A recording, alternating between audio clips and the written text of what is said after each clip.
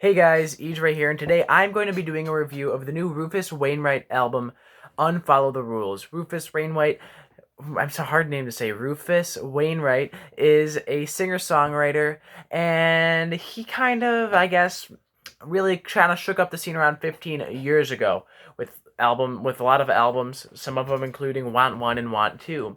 But on this album, this is his first album of original material in quite a while. And he definitely continues to make a name for himself. First thing first, before I even get into the music of this album, Rufus Wainwright has an excellent voice, and it shines bright on this record. Between his range, between his tone, and just the way he knows how to use his voice is perfect here and excellent. Now let's talk a little bit more about the music.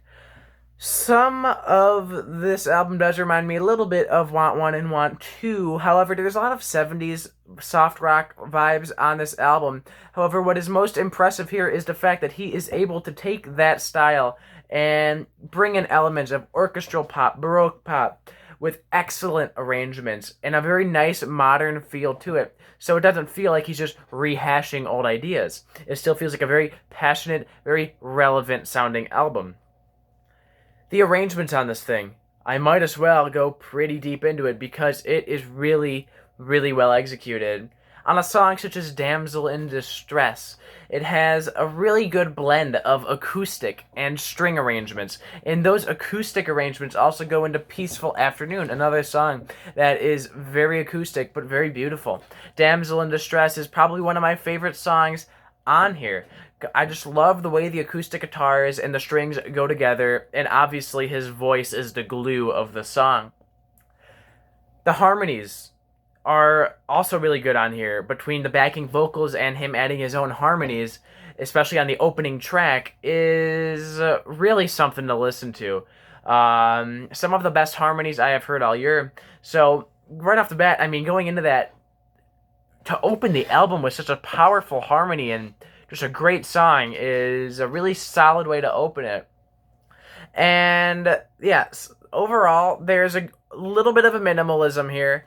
There is a very beautiful production, a very pristine production, though, with a lot of string arrangements going on, some really good, crisp production, but not too overproduced, so it doesn't drown out his nice vocals.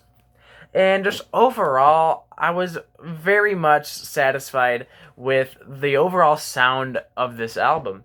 I think it was a very well executed take on a familiar sound. Like I said, it does remind me of some of those older soft rock vibes, but there's just something about it that feels very relevant and fresh. So I have to give him props there. But I'm going to go a little bit more into tracks that I thought were standout tracks and really did represent this album as a whole.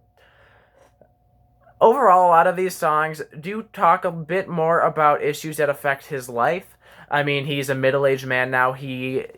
So a lot of the stuff he's talking about is stuff that you would expect an older man to be talking about. But he does it in a way that comes off honest and very, passionate. And I think Rufus really does show a bit of a deeper side to him here, and I really do enjoy hearing this more older-aged side of him. A much more mature Rufus. But not everything is personal here. Devils and Angels Hatred is a very more political song. Probably the best song on here, honestly. I really do enjoy the different instrumental. It has a very kind of strange instrumental, too. But it just is such a good song, and he really does get the point across about how hatred is on the rise. And I love the way he tackles that. I mean, so I loved hearing him tackle that subject, but he also does talk a little bit about drug addiction on the song, Early Morning Madness, which has a very eerie, very creepy sounding instrumental, but his voice is just so haunting on that track. I don't know what it is about it, but it just is very nice. A very nice listen. I was very satisfied with us with that song. Overall, I gotta say, most of the tracks on here do kind of go through a similar pattern, but each of them have a nice uniqueness about it. Something that makes this album stand out against, like I said, a lot of his previous works is the fact that he knows he's older. He embraces the fact that he's older. And he definitely, goes out of his way to bring in a lot of that orchestra sounds, a lot of the strings, a lot of the acoustic guitars, and it comes together so well here. It's a very nice sound on this album. I don't have too much negative to say here. My last thing I will bring up on this album is, once again, it has to do with the vocals. Track by track, every single song on here, there's a stunning vocal performance.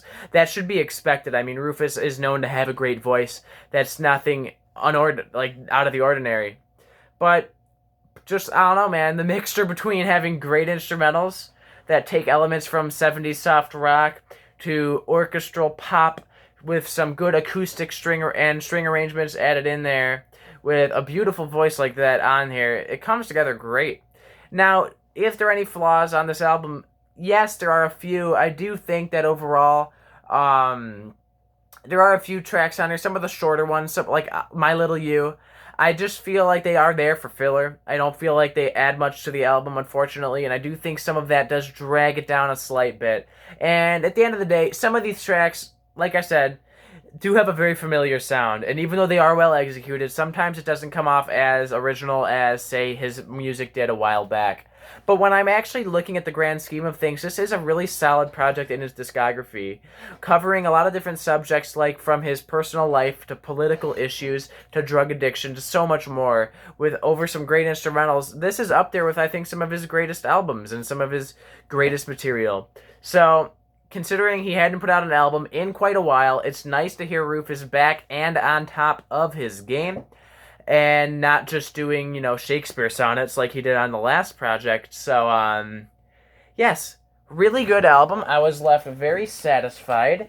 I am sure that this album may end up on some of my end-of-year lists when I get to that point. But I could pretty safely say that Rufus did kind of, go above and beyond my expectations. I mean, I've always thought he was talented, but, I wasn't sure how good the actual album was going to be, but I settled on giving this album a solid 8 out of 10. Anybody that knows my reviews knows anything above a 5 is good, anything below a 5 is bad.